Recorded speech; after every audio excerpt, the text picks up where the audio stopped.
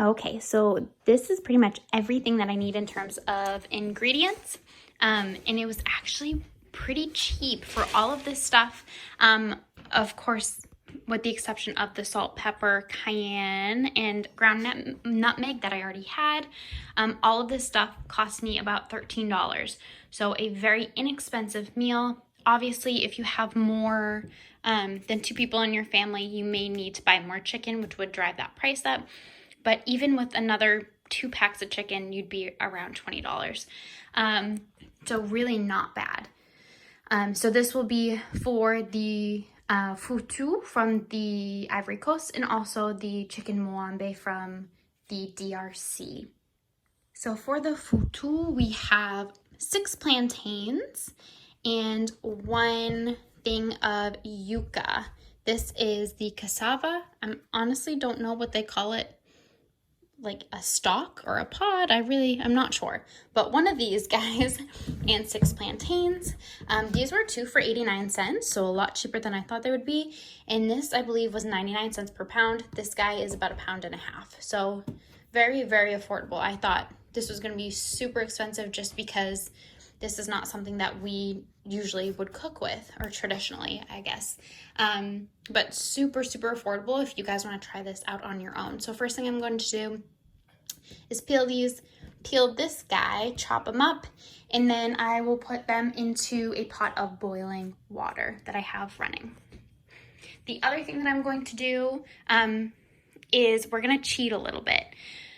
Instead of stewing the chicken to make it its own chicken broth, I'm actually going to bake this in the oven. I just like the chicken in the oven a little bit better. And then we're going to use unsalted chicken broth instead.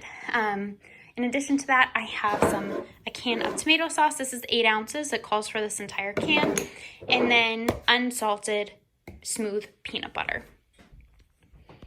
There's also, I'm missing an onion. I was supposed to get an onion and I completely space cased it. So we're just going to do without the onion today.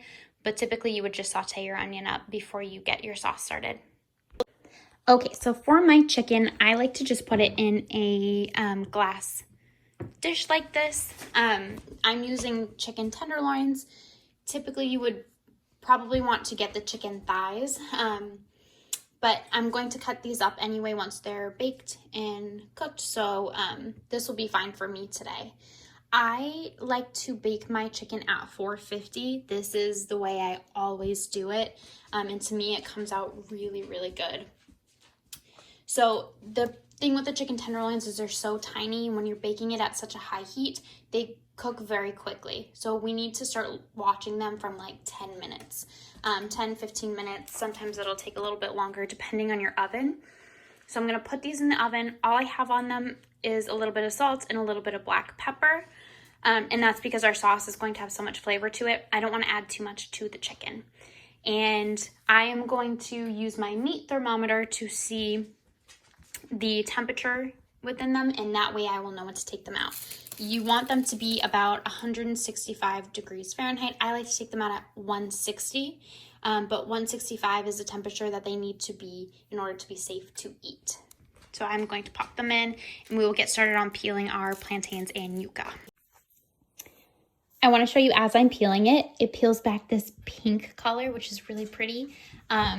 Honestly, I didn't know how I was going to peel it because this is so tough. It's so hard.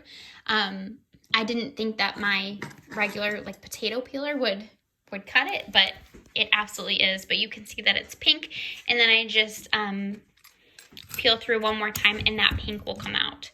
But yeah, it's kind of a pretty color. It's unusual, a little bit different than what I'm used to cooking with, so I'm really, really excited to try this. Okay, I quartered these, so I just cut it this way and then cut them again into little quarters, just so that the boiling process will go a little bit quicker. But be incredibly careful cutting this. It honestly scared me a couple times because it is so hard. It's really hard to cut through. So be very, very, very careful when you are cutting this. Okay guys, these are honestly super hard to peel as well. So I honestly looked up how to do it.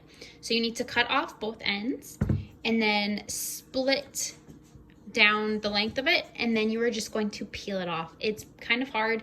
These are not ripe, but the recipe that I'm using specifically called for unripened plantains. So it takes a little bit of time. It's kind of tedious, but that's how you open a plantain.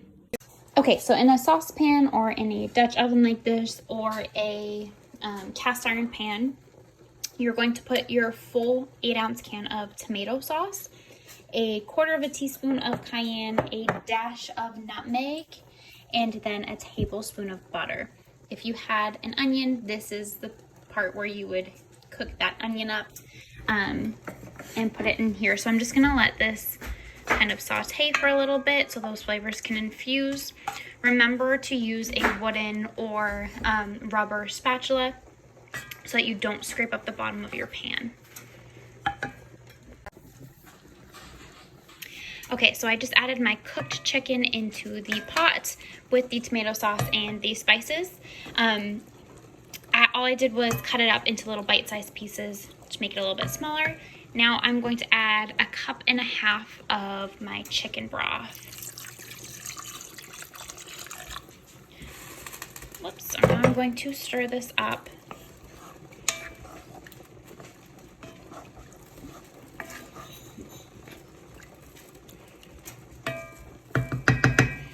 And now I'm going to cover this and bring it down to a simmer for about 10 to 15 minutes. So while it is covered and simmering, I have my oven preheating to 350. We are going to put this into the oven. That's why a Dutch oven would be the best. That way you can just stick it in. If you are using a cast iron, that would work well as well. If you are just using a regular saucepan, at this point you would want, or after it's done simmering, excuse me, you would want to transfer it to an oven safe dish, and then we're going to bake it for about 30 minutes. You can see that when the plantains are done, they are rising to the top and they have quite a bit of give to them with my fork. These should be good to go to start mashing. So I transferred the ones that were ready into a bowl. Once these cool down a little bit, you can see they're still super steamy. Once they cool down, I'm going to core them. So take the seeds out of the center, and then I'm going to put them, I'm going to cheat a little bit and use my KitchenAid mixer to help me mix this up quicker.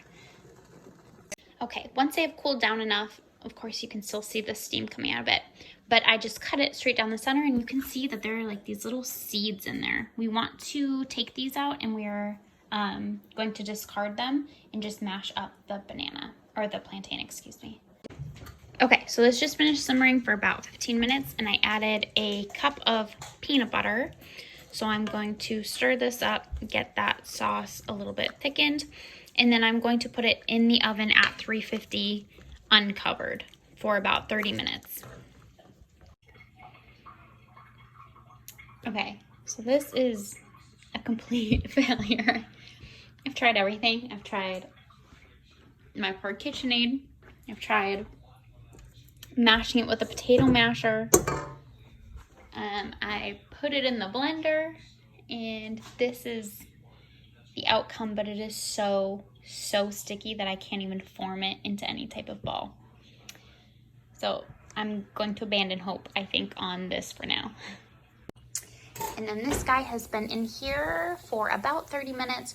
So I'm going to take him out now. It smells really good. And I'll show you what it looks like. All right, guys. So this is what it looks like out of the oven. And I just made some brown rice to go with it since my foutou was such a failure. So I will serve it over that. Ooh, you can see it really solidified in there. So it's a much thicker sauce now. So this will be really interesting. And there we go. That's what it looks like.